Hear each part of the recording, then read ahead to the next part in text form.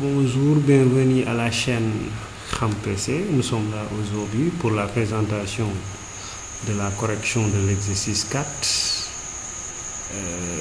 sur la cinématique d'un point. Alors, on corrige aujourd'hui l'exercice 4 sur la cinématique d'un point, toujours sur la série de cinématiques d'un point qu'on est en train de corriger. On avait corrigé l'exercice 1, l'exercice 2, l'exercice 3. Aujourd'hui, on est à l'exercice 4 qui parle des mouvements sinusoïdaux. Voici l'énoncé, on va lire l'énoncé et entamer la correction. On nous dit un mobile ponctuel M se déplace sur un axe horizontal x' OX d'origine A. La loi horaire de son mouvement x égale à f de t, ça veut dire x en fonction du temps, est donnée par le graphe ci-dessous. On va vous donner le graphe après. Alors, quelle est la nature du mouvement? Petit 2, déterminer l'amplitude maximale, x max, la période t, la pulsation propre oméga, la fréquence n et la phase initiale phi du mouvement.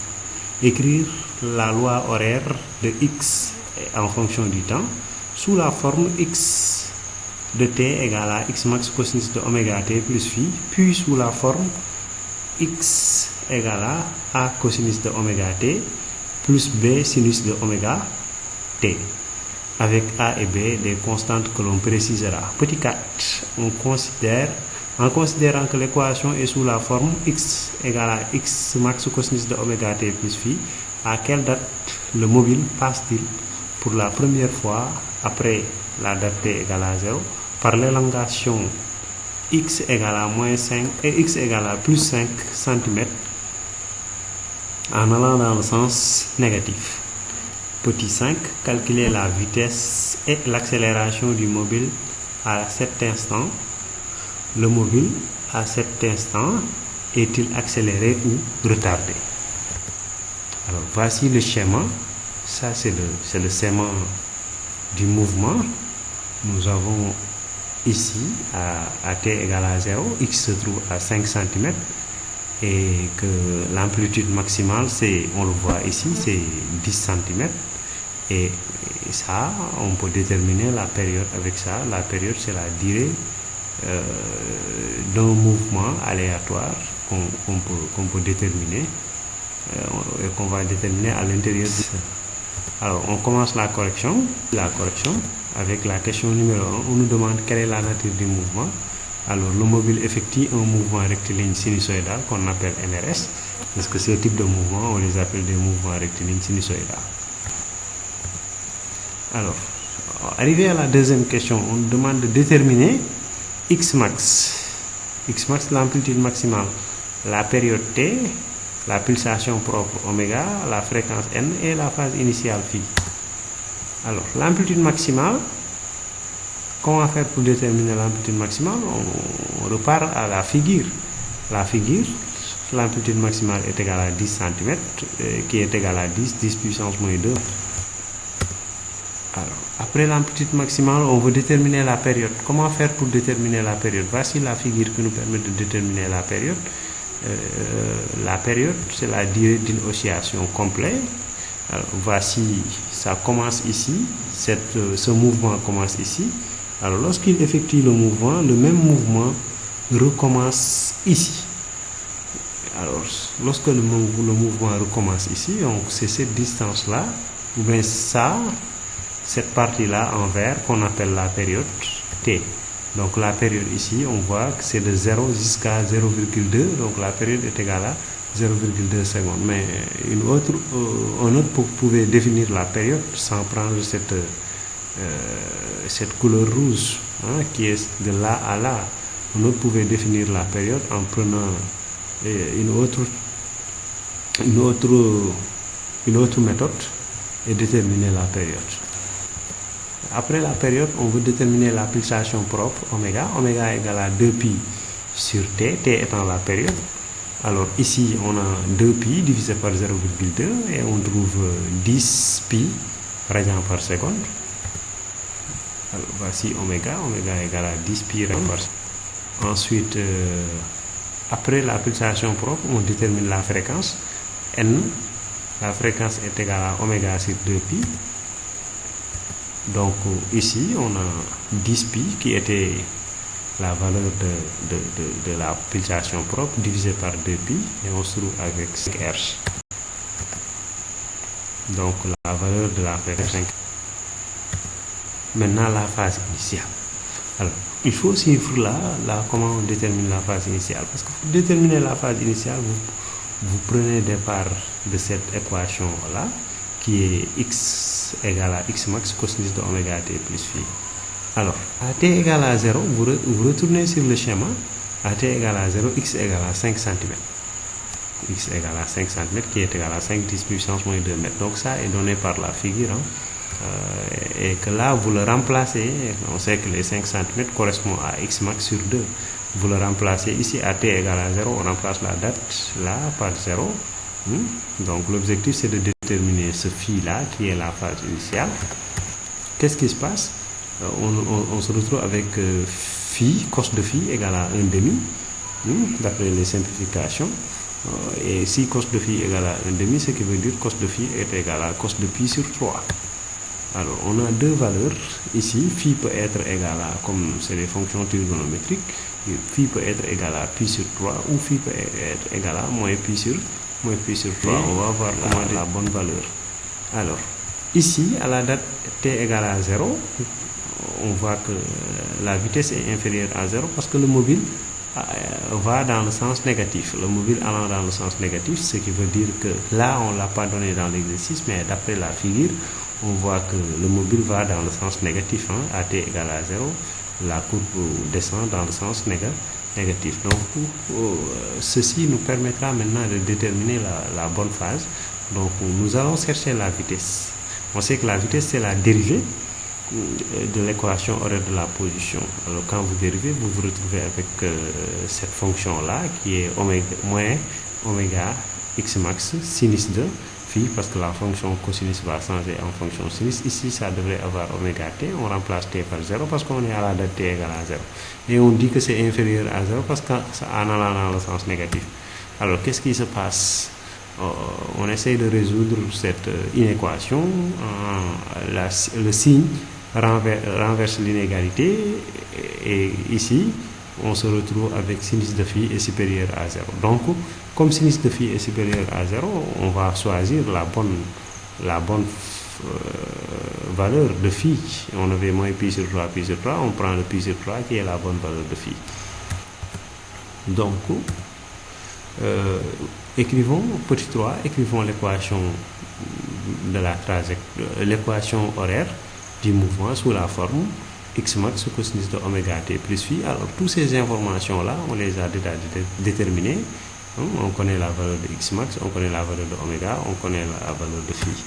Donc, x max égale à 10 puissance moins 2. On le laisse dans le système international. Et cosinus de 10 pi, 10 pi c'est la valeur de oméga. Et phi 0, ça veut dire, quand je dis phi 0, c'est la phase initiale. Il est égal à pi sur 3. Donc, voici l'équation horaire d'un mouvement sinusoïdal de manière numérique, avec x max, avec oméga, avec la phase initiale. Alors, cette équation, on demande de l'écrire sous la forme x égale à cosinus de oméga t plus b sinus de oméga t. On va essayer de voir comment faire pour déterminer ça. D'abord, pour l'écrire sous cette forme, on prend départ à cette formule-là qui est une relation trigonométrique qui dit cosinus de A plus B égale à cos de A multiplié par cos de B moins sinus de A multiplié par sinus de B. Alors, lorsqu'on prendra notre fonction, voici cosinus de, voici A, voici B. Alors, on va voir ce que ça va donner. Ça, c'est une constante qu'on va laisser derrière. Alors, on le laisse derrière et lorsqu'on met cos de A, cette valeur-là qu'on représente A, ça veut dire 10 pi t représente A. Et ici, B est représenté par pi sur 3. On a cosinus de 10 pi t multiplié par cosinus de pi sur 3 moins sinus de 10 pi t multiplié par sinus de pi sur 3. Alors, qu'est-ce qui se passe? Ce qui se passe ici, c'est que cosinus de pi sur 3 est égal à 1,5, mais sinus de pi sur 3 n'est pas égal à 1,5, il est égal à racine de 3 sur 2.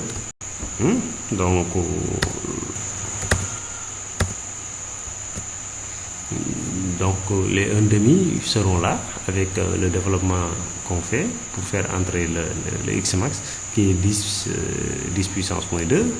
On le fait ici. On se retrouve avec ici la valeur potentielle de A. On avait dit que A, ça représente A, ça représente B. Donc la valeur de A est là. A égale à 10 puissance moins 2 sur 2.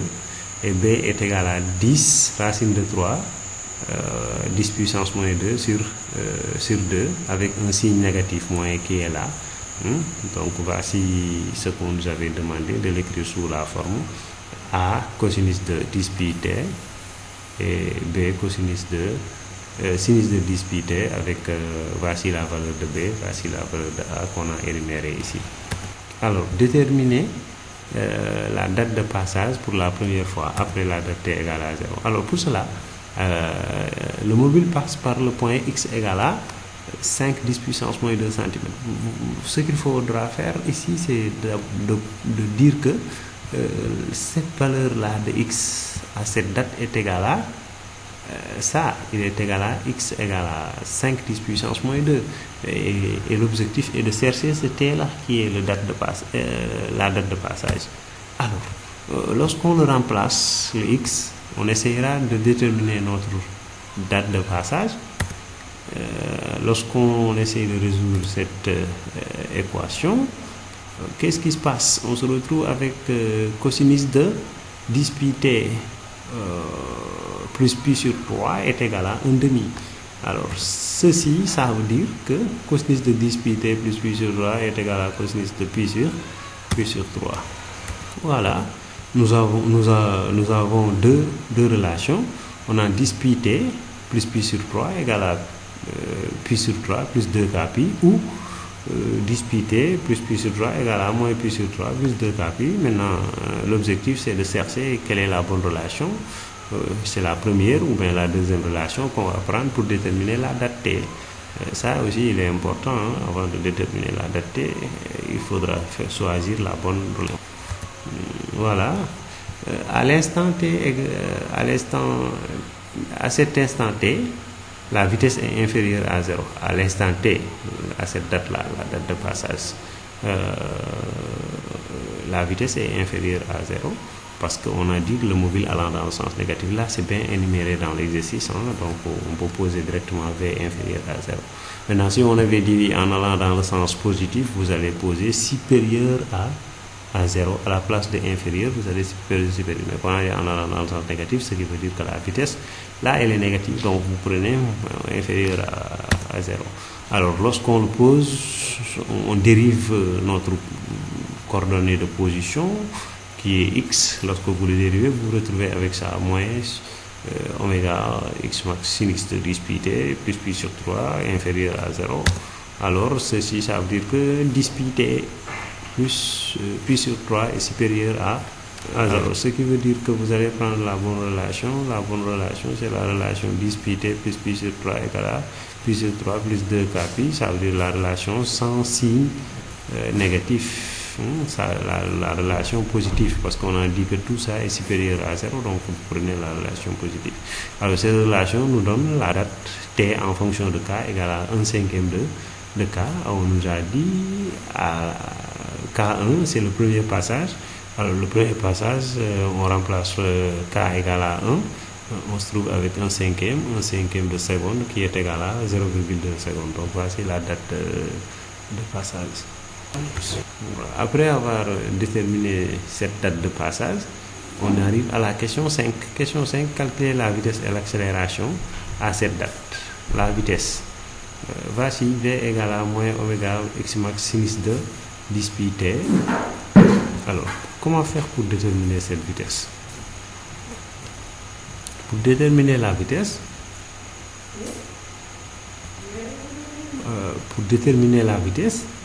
si on veut déterminer la vitesse, qu'est-ce qu'il faut faire? Il faudra remplacer la date t par sa valeur. Alors, oméga, on le connaît, c'est 10 pi. X max, on le connaît. Là, on a sinus. Et là, je vous rappelle, assurez-vous que votre machine soit en radian. D'abord, avant de calculer, vous devrez vous assurer que votre machine est en radian. Donc, lorsqu'on remplace ici, on se retrouve avec moins pi sinus de 7 pi sur 3. Maintenant, si la machine n'est pas en radian, vous n'allez pas trouver les mêmes valeurs que moi. Si la machine est en degré ou en grade, vous allez trouver une autre valeur. Mais si votre machine est réglée en radian avant les calculs, vous allez trouver une très bonne valeur qui est égale à moins 2,7, qui est sensiblement égal à 3 mètres par seconde, qu'on prendra comme la vitesse. La vitesse est égale à moins 3 mètres par seconde. Alors, l'accélération, on arrive sur l'accélération. On fait la même chose.